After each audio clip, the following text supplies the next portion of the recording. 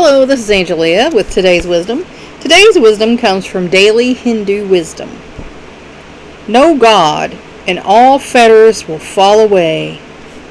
No longer identifying yourself with the body, go beyond birth and death.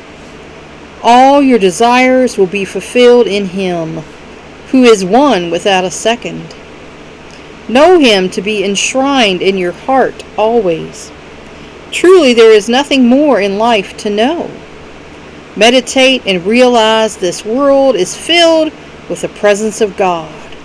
That's by Shvetashvatara Upanishad. And that's true.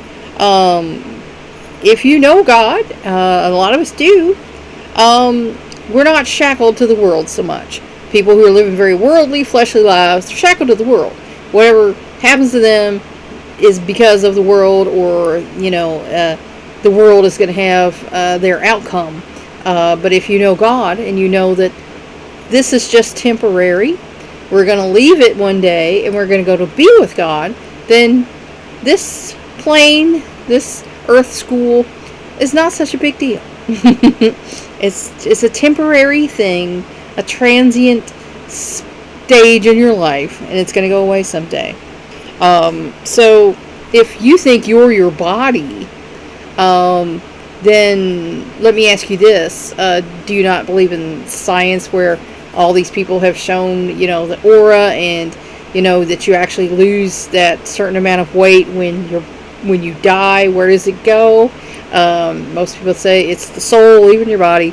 And people who've had near-death experiences, now a lot of people could say, oh, it's neurons firing in your brain. Well, that's a very organized pattern of neurons firing in your brain. Seems like it would be random and more like a bad dream than seeing a vision of the afterlife. And like I said, when I had my heart episode, I went up that tunnel of light. There were two angels at the end of it who said it wasn't my time yet. If I wanted to come back, I could come back. I was like, okay. And I turned around and came back. So, I believe very much that we are not our body.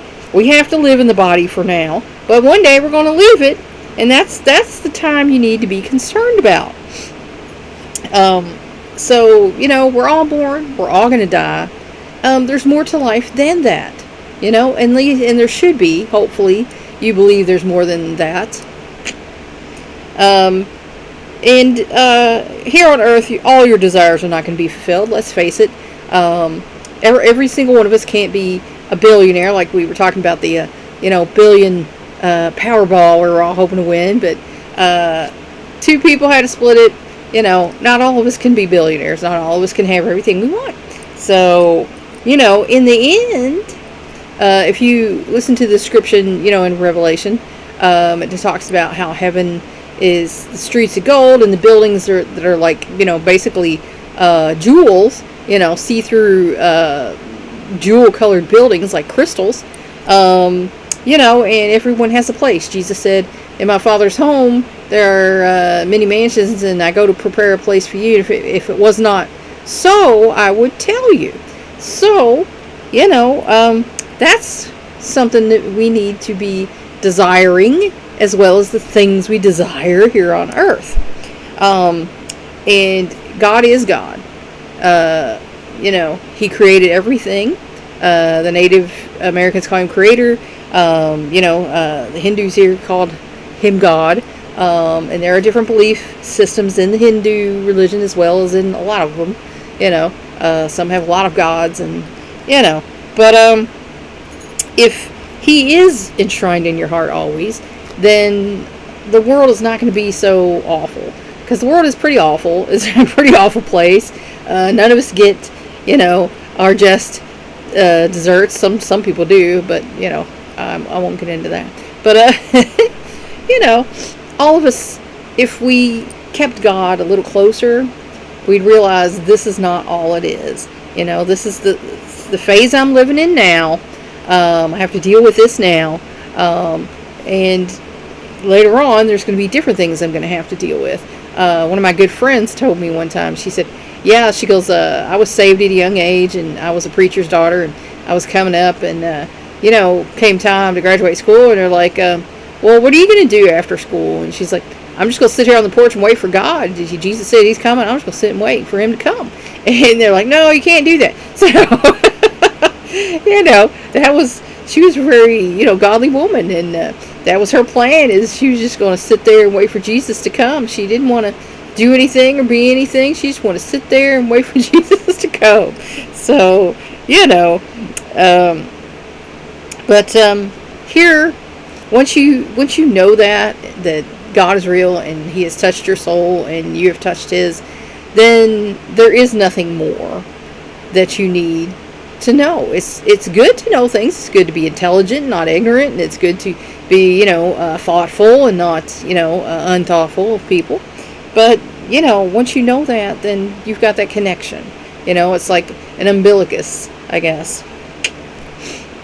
And you should meditate and read the Bible every day. You can listen to my Bible reading. I have a Bible reading on here every day, so that you get a feel for who God is and a feel for who Jesus is, and that will give you a better connection than you're ever going to find here in this world, because this world belongs to someone else, the other team, and it wasn't meant to be that way, but we fell, they fell, and it became a big mess. So in the end, Jesus is going to come and clean house and get everything sorted out, and then he's going to take his folks up.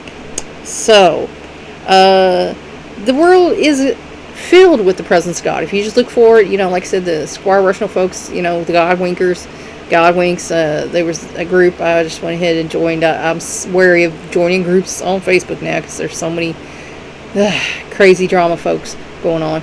But if you just look, the sun is shining, there's clouds, even when there's rain. Yesterday we had rain and it was watering the plants that really needed it because it's been a really hot summer. I got some new flowers up here my husband brought home for me. So there are beautiful things in this world that God created. Your children, your love, your the little birds you see. We have a bird and a pet cat. The cat has been sickly all his life. He never was healthy, and he's pushing 16 years old, so he's still around. And I would have never thought he would live that long because he wasn't healthy to begin with. Everything is touched by God, especially the natural world.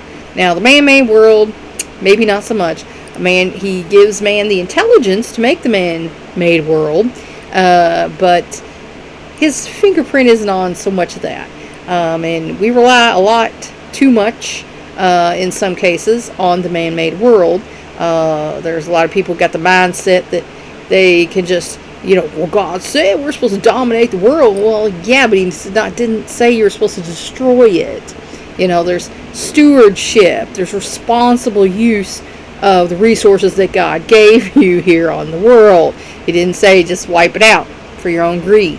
Just keep the money coming in your pocket. He didn't say that. So, Shvetashvatara, Upanishad had something going on there. Think about it. Please like and share this wisdom so we can spread it around the world. If you want to help me out, subscribe to my YouTube channel. If you want to help me out even more, go to my Patreon page and become a patron. Thanks for watching. That's all for now. Until next time.